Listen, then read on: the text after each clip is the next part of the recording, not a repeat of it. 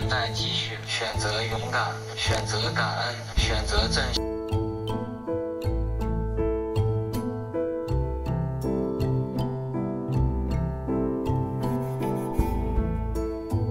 来说是多么的艰难，每一天每一刻，我都希望我能在你们的身边，给你们温暖和力量。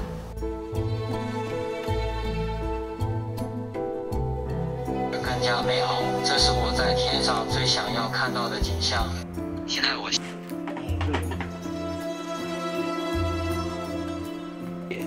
过去的1个月，就是他成年与不成年这样的一个年龄段的走到，这是一个世上可能是最痛的一个失去亲人的一种痛嘛，哎，这个东西你说怎么走出来？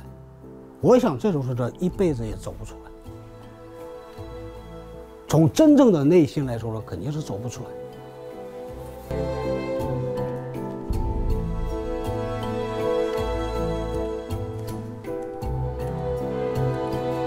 选择勇敢，选择感恩，选择正向，这会让我们的生命因有所失去而更加美好。这是我在天上最想要。